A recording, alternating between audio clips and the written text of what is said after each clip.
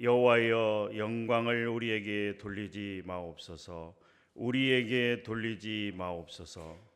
오직 주는 인자하시고 진실하심으로 주의 이름에만 영광을 돌리소서.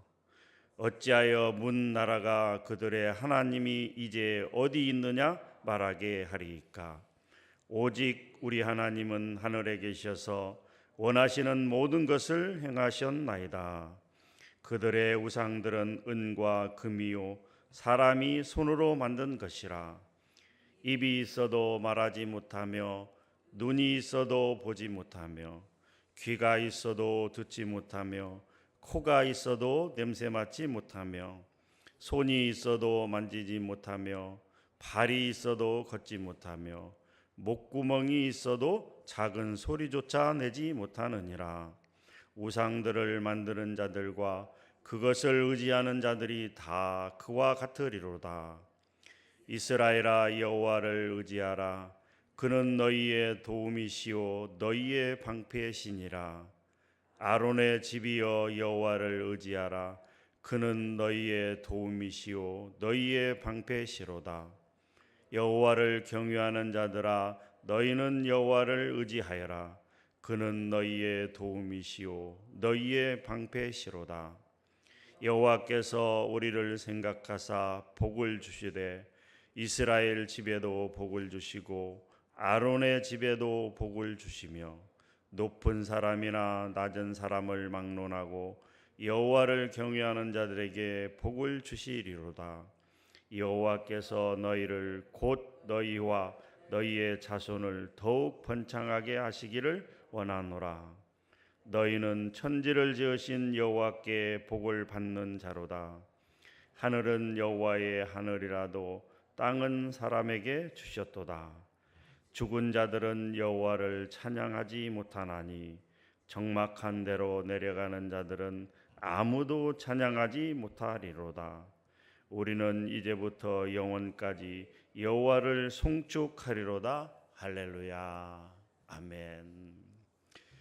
오늘 이 새벽에 나오신 성도님들을 주님의 이름으로 환영하고 축복합니다.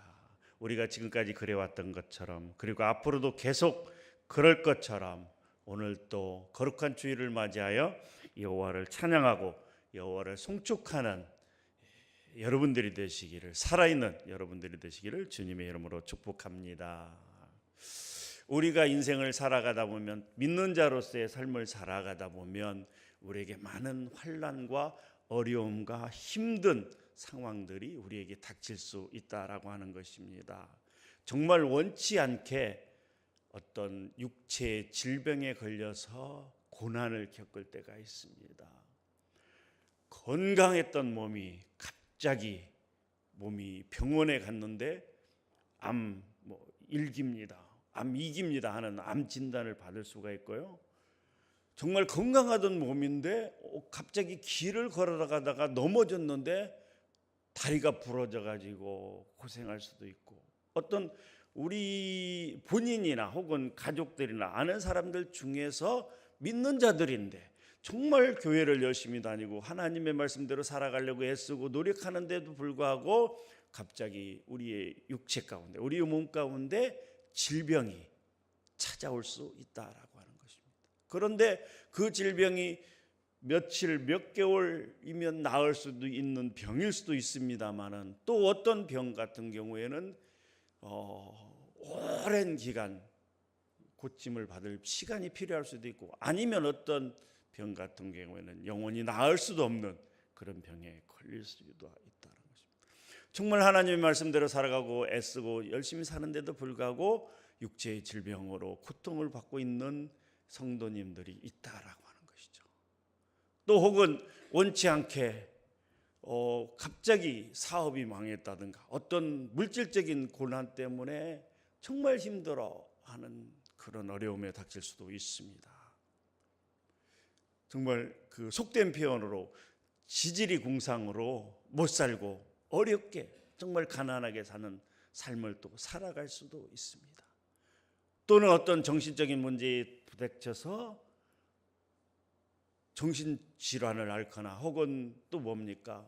특직장애나 무슨 이런 스트레스로 인한 우울증이나 이런 또 삶을 살아갈 수도 있습니다. 우리가 인생을 살아가는데 이런저런 여러 가지 모양의 고난과 어려움과 힘듦과 이런 상황들을 겪어가며 짧은 시간이 아닌 긴 시간 동안 그런 삶을 살아가는 성도님들이 있다라고 하는 것입니다.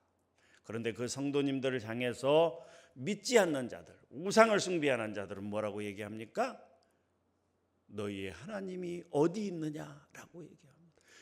야, 너 교회를 다닌다며, 너 하나님을 믿는다며, 그런데 그 너희 하나님은, 네가 믿는 그 하나님은 어디 갔어? 네가 왜 이렇게 가난하게 지질이 궁상으로 못 살아? 너 하나님을 믿는다며, 근데 너 왜 이렇게 육체의 질병에 걸려서 암에 걸리고 어떤 불치의 병에 걸쳐서 너 왜 이렇게 고통받고 힘들어해? 라고 하면서 우리 믿는 사람들을 향해서 조롱하고, 그리고 또 우습게 여기고, 정말 우리뿐만이 아니라 우리가 믿는 하나님까지도 욕하고 조롱하는 경우들이 있다라고 하는 것입니다. 오늘 본문 말씀 2절에 보면 그 말씀이 나와 있습니다. 2절을 같이 한번 읽어보도록 하겠습니다. 시작. 어찌하여 문 나라가 그들의 하나님이 이제 어디 있느냐 말하게 하리까. 그렇습니다. 우상을 숭배하는 자들, 하나님을 믿지 않는 그런 사람들이 우리 믿는 사람들을 향해서 우리가 고난에 빠지고 어려움에 빠질 때는 이렇게 조롱하고 우리를 비웃고 있다라고 하는 것입니다. 오늘 말씀의 배경도 보게 되면 정확한 것은 아니지만 어떤 상황을 두고 얘기했는지는 모르겠지만 구약시대에 닥친 하나님의 백성들인 이스라엘 백성들을 혹은 어떤 개인을 향해서 그들이 고통을 당하고 있을 때 믿지 않는 이방인들이, 우상 숭배자들이 그렇게 조롱하고 있다라고 하는 것입니다. 혹은 히스기야 왕 때 이제 북이스라엘을 멸망시키고 남유다를 포위한 그 아수르 제국의 산헤립 왕이 이런 조롱을 했을 수도 있다라고 이야기합니다. 혹은 이제 하나님의 말씀에 순종하지 못하고 참다 기다리지 못한 하나님께서 이스라엘 백성들을 교훈하기 위해서, 그들을 바로 잡기 위해서 이제 나라가, 남유다가 멸망당하고 바벨론을 포로로 끌려갔던 그 시기에 쓰여졌던 시편일 수도 있다라고 합니다. 어쨌든 하나님의 백성인 이스라엘 백성들이 정말 어렵고 힘든 상황에 닥쳤을 때, 나라가 없어지고 그리고 포로로 끌려가던 그 시기에 이방인들이, 우상 숭배자들이 이스라엘 백성들을 향해서 이렇게 조롱했던 것입니다. 너희의 하나님이 어디 있느냐? 너희의 하나님이 어디 있느냐? 혹은 다윗이 사울왕의 압제를 피해서, 사울왕이 죽이려는 걸 피해서 10여 년이 넘는 세월 동안 그렇게 도망다니고 피해 다니던 그 시절에 다윗을 조롱하던 그 사람들이 그렇게 이야기했을 수도 있습니다.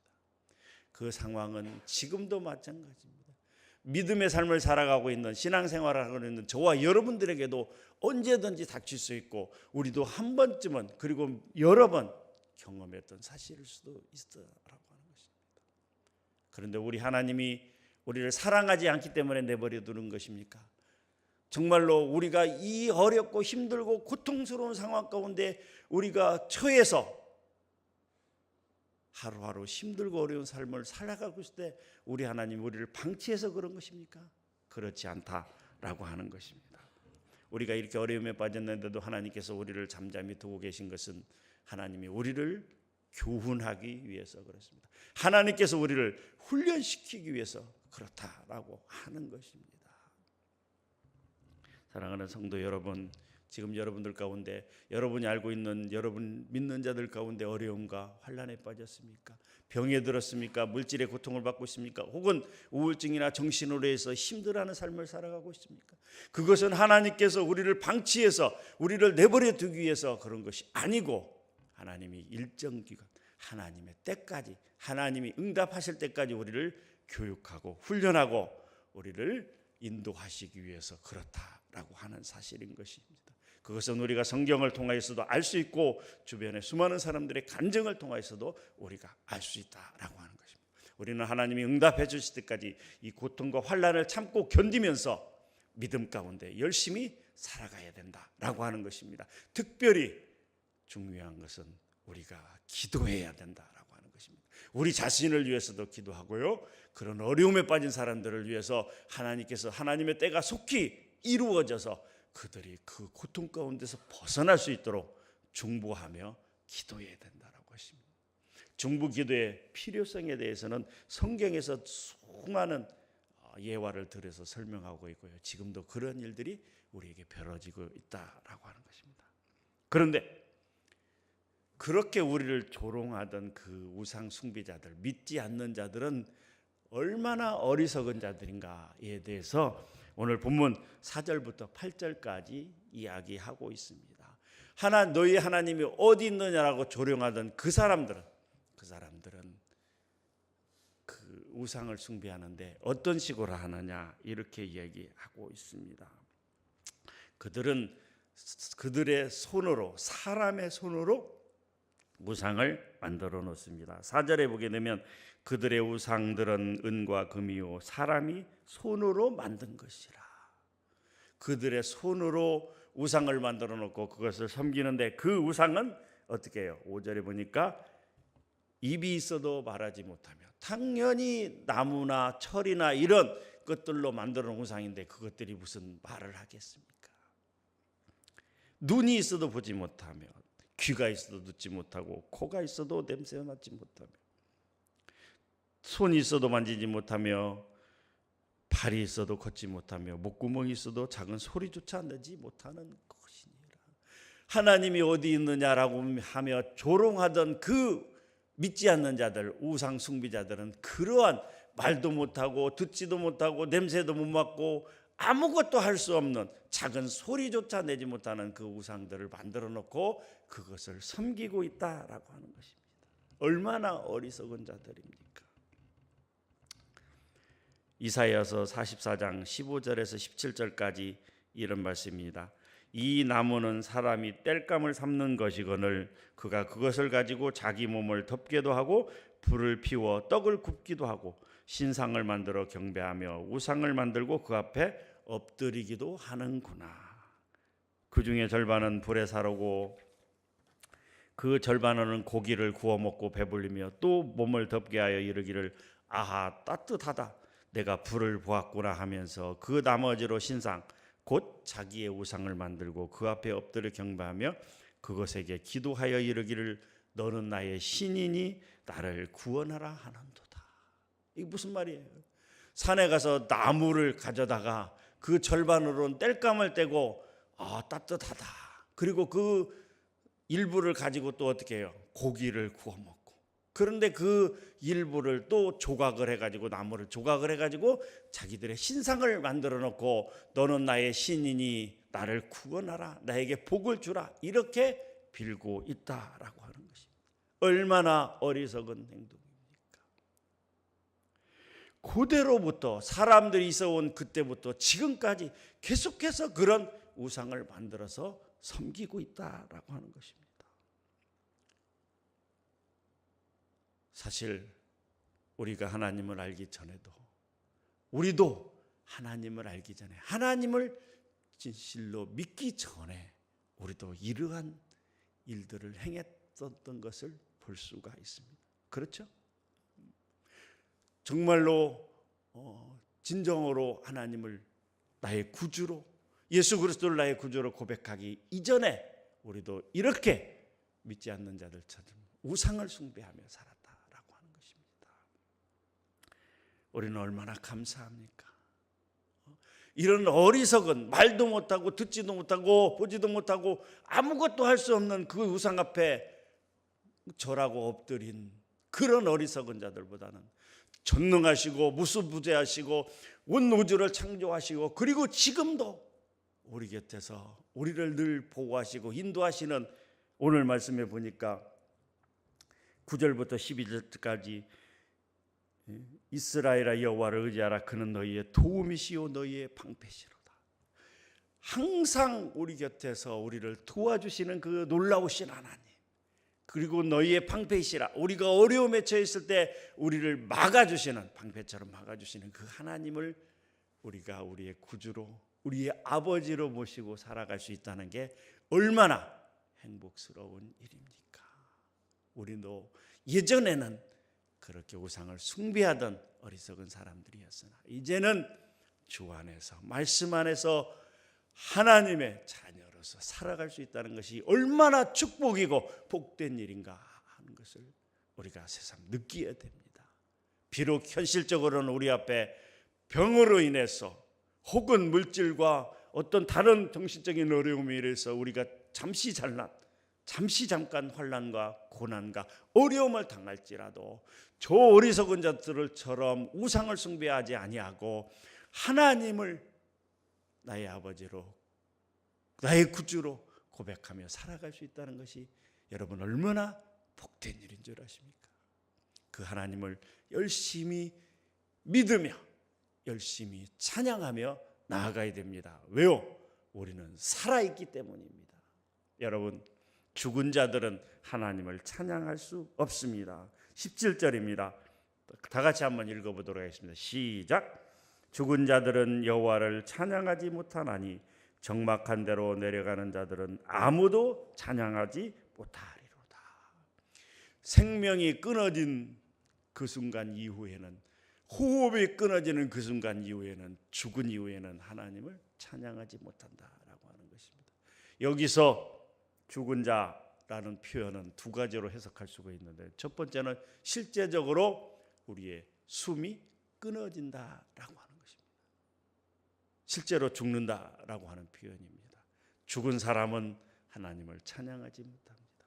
또 하나의 표현은 영적으로 죽는다라고 하는 것이죠.